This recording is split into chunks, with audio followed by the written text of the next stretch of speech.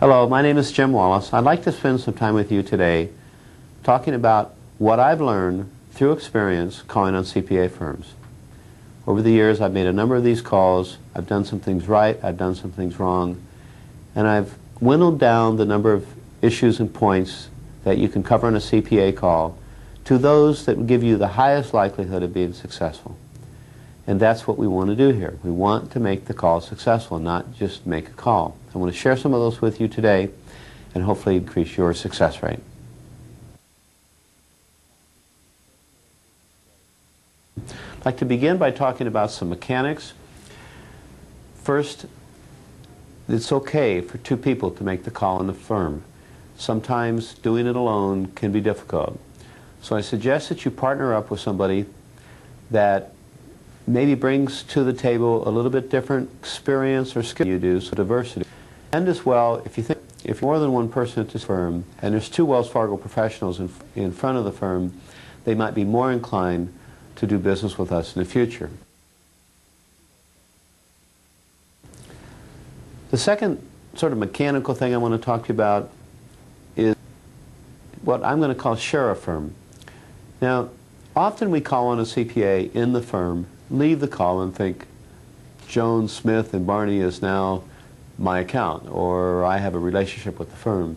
And the fact is, we only know one of the CPAs.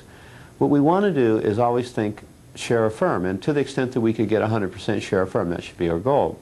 One way you can do this, by the way, and you try to remember this at the end of your call, is to ask the question, if what we've talked about today is of benefit, could you assist me at setting up a meeting with the other partners of your firm, or should I just do that directly? So remember, share a firm, strive to achieve 100% share a firm. Remember that these CPA firms have clients that are Wells Fargo customers. So it's important to them to be well informed of what we're doing, and that's sort of the hook that you have in terms of the relationship with them. They may be fairly happy with their present bank, and you're not necessarily there to solicit their relationship, and we can talk about that later. But they do have clients that are ours, and they need to be informed about our interest, our products, our process of financing small businesses. Now, I want to introduce something to you that I believe has been at the root of the problem in terms of why CPA calls well in the past. The relationship between the CPA and the bank. Banker goes out and says, "Hi, CPA, I'd be happy to take care of any of your clients' financing needs. I'm at XYZ Bank. Feel free to call upon me." The CPA rather, in return, sort of says, "Yes, and if you could send me any my way, I'd do for that." And you chat for about months and you leave. Months or 9 months later, you call on them again. That's the wrong. Our only interest should be helping the client, not the CPA. And we need to go in with an attitude at the call that I'd like to talk about things to assist businesses. And if those products, if that process, if some of this assists your clients, then you'll be able to add value to your client, and that will strengthen your relationship with your account base. CPAs are concerned, as we are, about losing clients. We talk about cross-sell, we talk about share of wallet. CPAs have the same problem. They want to add more value so that they don't lose the relationship. So I want you to think about not just the banker-CPA relationship, but both of us having our eyes on the client. Now, what should you take on a call? I sometimes think we go armed with too much information. There are only two documents that I would suggest that you take on your call. The first one is a business credit up to $100,000 brochure. That's the Business Direct brochure that we use on small businesses that need to borrow less than $100,000. I always have that with me. You should probably in the course of the call pull out of the back of the application the one-page form that needs to be completed for loans under $50,000. This happens on almost all the calls that I make. And then the second form that has to be completed if the borrower wants between $50,000 and $100,000. And that's always impressive to the CPA that that's all the financial information that we require. The other document I'd like to have you take with you is the Wells Fargo annual report. Before you take the report with you, I'd like you to turn to page 8 and 9 and make sure that you've read those two pages, because you'll find in the 1995 and in the 1994 report, you will find the business banking group and other line groups within our companies, financials broken out separately. And that's quite a statement that we're willing to make as a company in terms of disclosing how each one of the line groups is performing. And that also gives the CPA some evidence of our interest and sincerity in the small business financing market. If you look at the return on equity that we've been able to achieve, that's not a product or a process that we're going to abandon, because we've achieved very significant returns. Now, I'd like to make one last point on the annual report. I mentioned the 94, 95 reports that the line groups are broken out on page 8 and 9. Obviously, in subsequent years, it could be on a different page. Now, let's talk about another issue.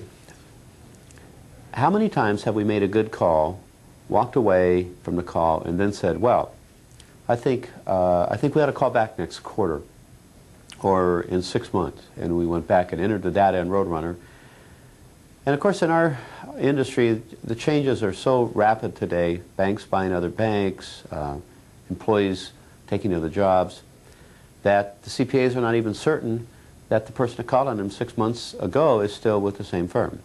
And you don't really develop a relationship with anyone if you see them once every 3 months or once every 6 months. So let me tell you a little story that sort of, in my mind, gives you a good idea of what I'm talking about here. Let's assume that a young lady, say 19 years of age, and she goes out on a date on Saturday night with a young man that she's had some interest with for some time. And first date, and they go to the movies, go to the dinner, have a wonderful time. She's really excited that he asked her out.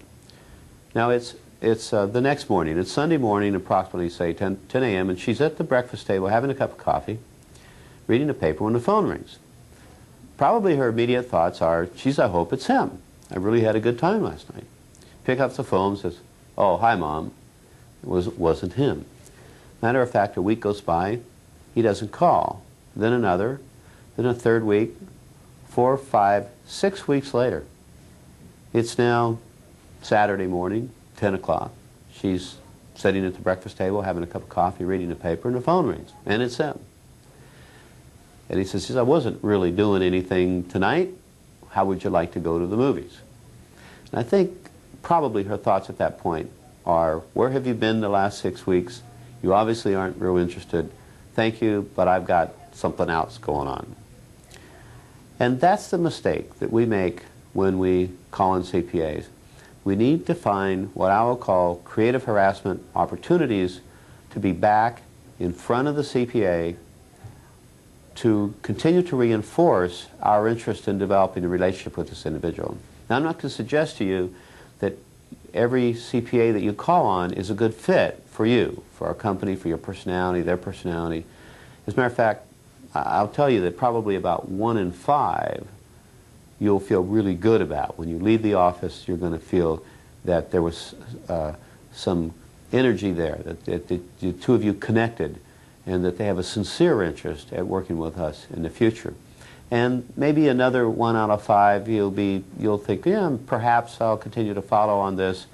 And there's a couple out of the 5 that you'll probably feel their level of disinterest was so strong that maybe it's not worth your time and energy. Now, there's some ways that you can get back in front of the CPA on subsequent visits. Let me give you one. For example, a lot of the business areas have a laminating machine. It laminates a business card into a luggage tag.